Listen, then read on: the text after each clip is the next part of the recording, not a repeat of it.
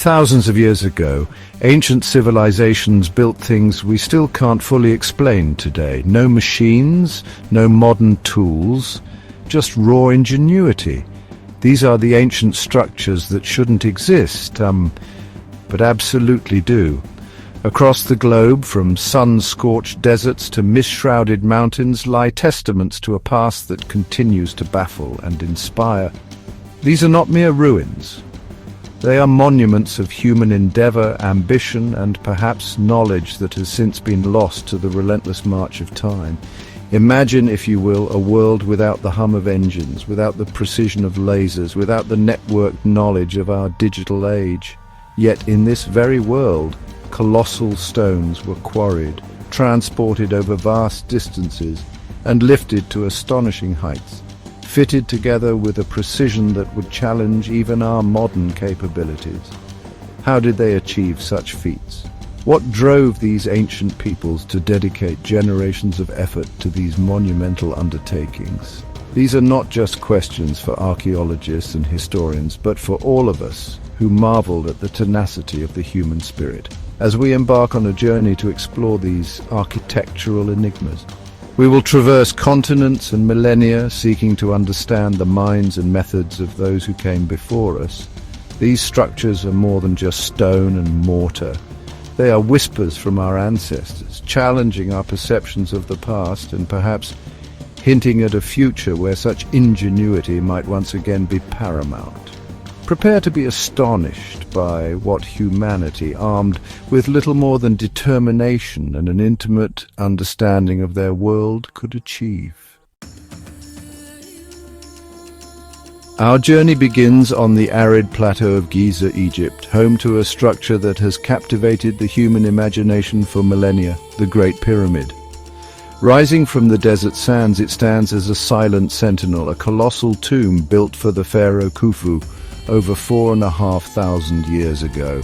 Its sheer scale is almost incomprehensible, composed of an estimated 2,300,000 blocks of limestone and granite, some weighing as much as 80 tons, equivalent to a dozen mature elephants.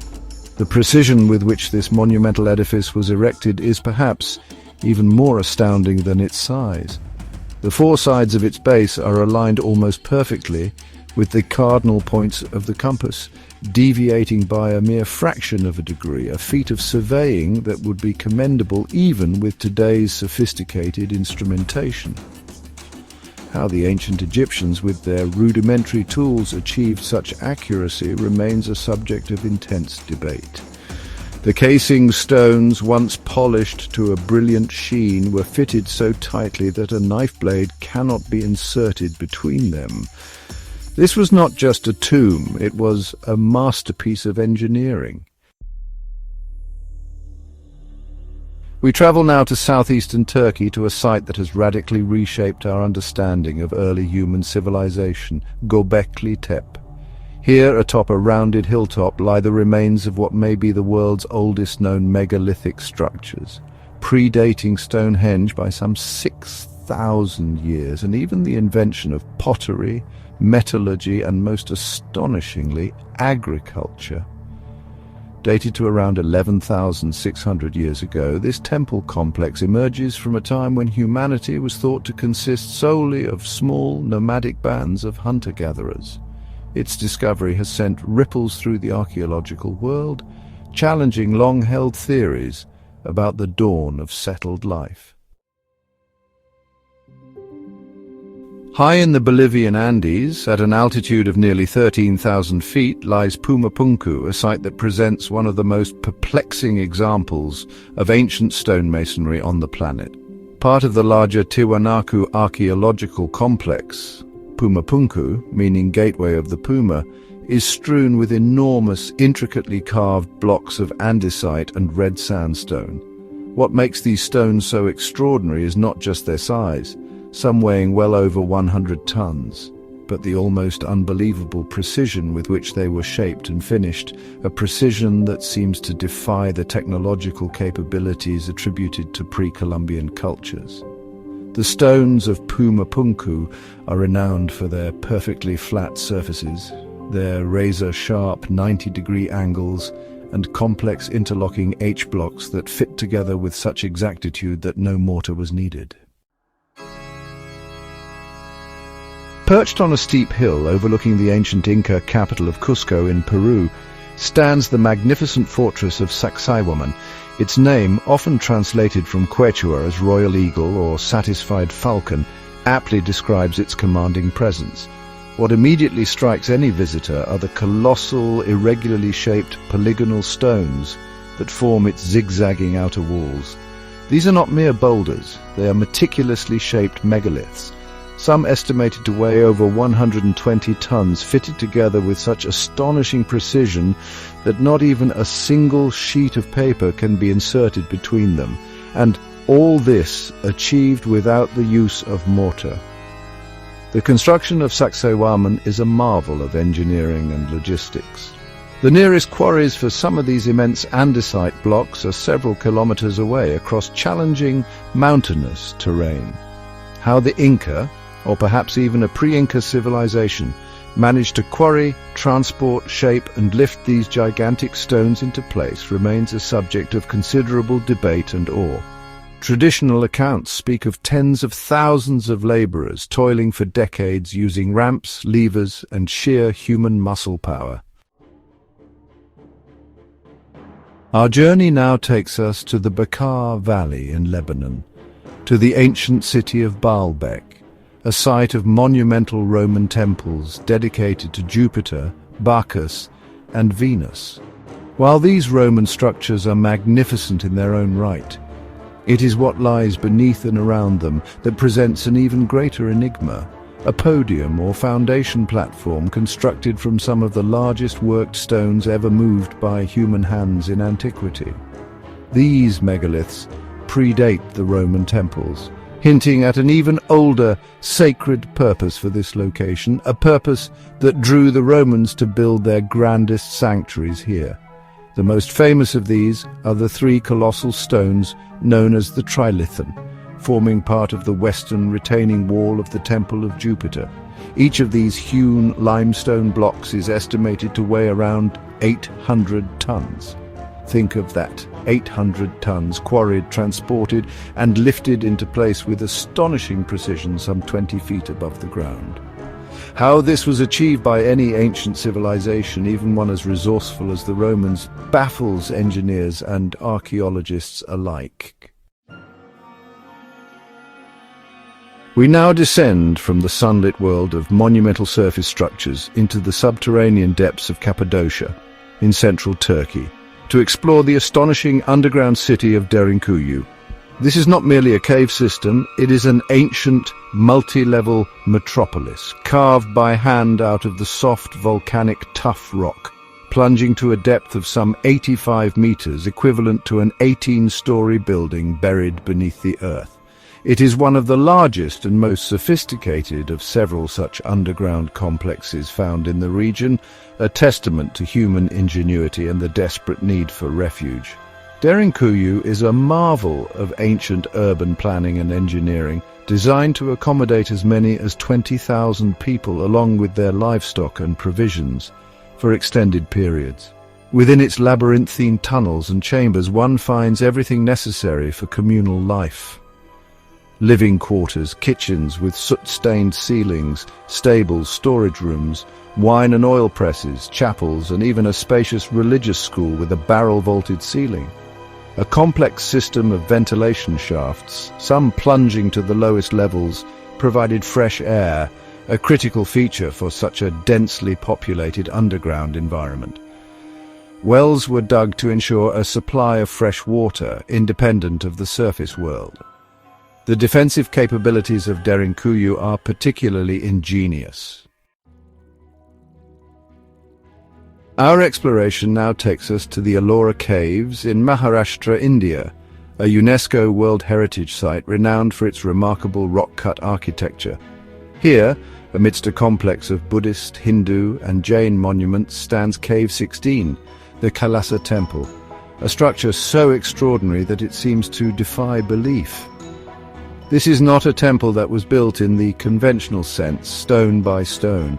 Rather, it was carved, or more accurately, excavated in its entirety from a single massive basalt cliff face. It is the largest monolithic rock-cut structure in the world.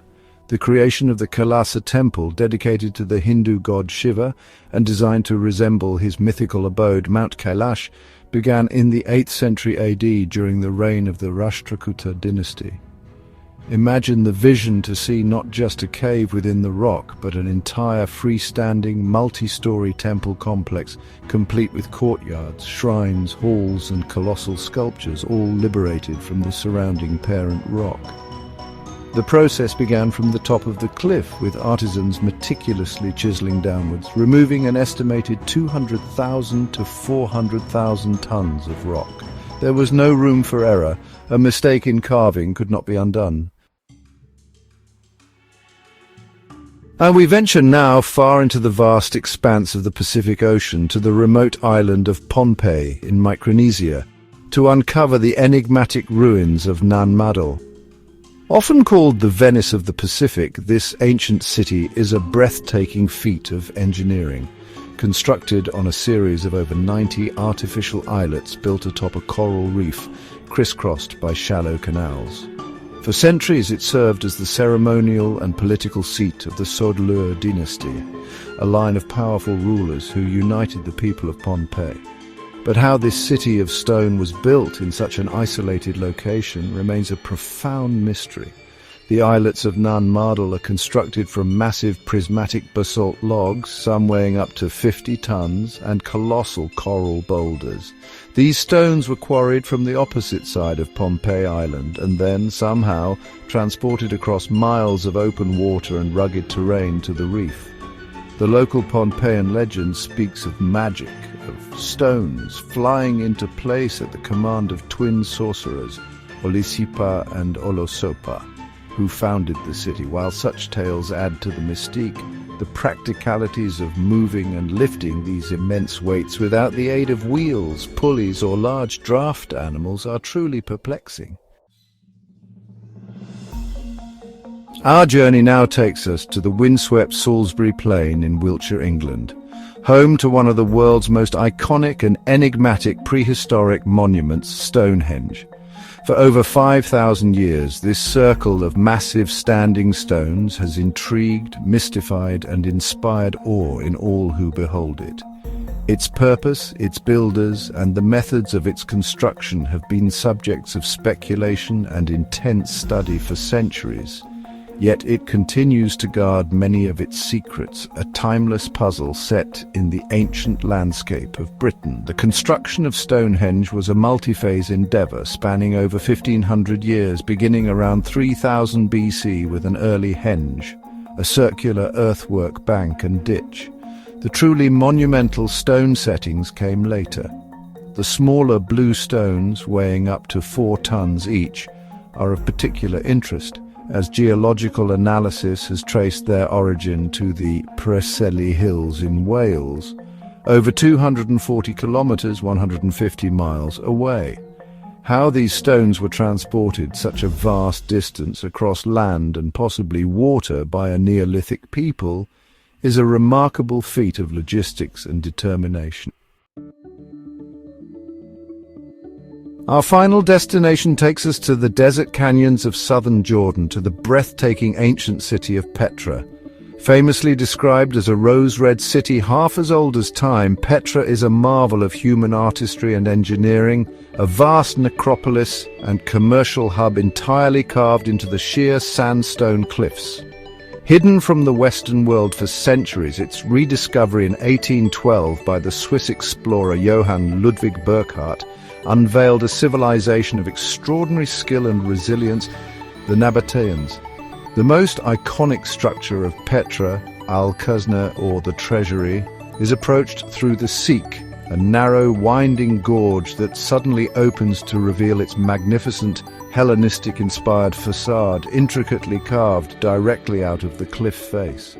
But the treasury is just one of hundreds of elaborate tombs, temples, banquet halls, and even a vast amphitheatre, all hewn from the rose-red rock.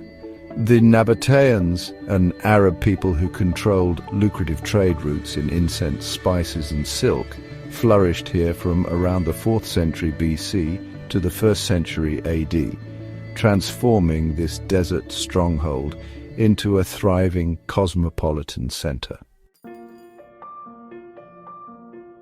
They didn't have computers, no blueprints, no satellites, and yet they built things we still can't explain.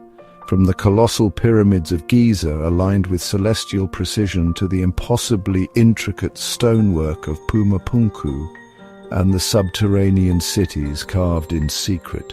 Each structure we've explored stands as a profound testament to human ingenuity, resilience, and an ambition that transcends time. Are we missing something? Or did they know more than we think?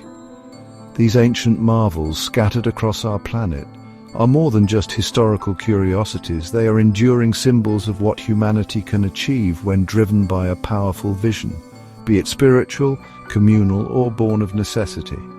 The sheer effort, the generations of labor, the sophisticated understanding of mathematics, astronomy, and engineering, often with tools we would consider primitive, challenge our modern assumptions about the capabilities of our ancestors. They remind us that knowledge can be lost and that progress is not always a linear path. Perhaps the greatest mystery is not how these structures were built, but why. What profound beliefs, what societal cohesion, what deep understanding of their place in the cosmos propelled these ancient peoples to such extraordinary feats. As we continue to uncover and study these echoes in stone, we are not just learning about the past, we are gaining a deeper appreciation for the enduring spirit of human creativity and the timeless quest to leave a mark upon the world.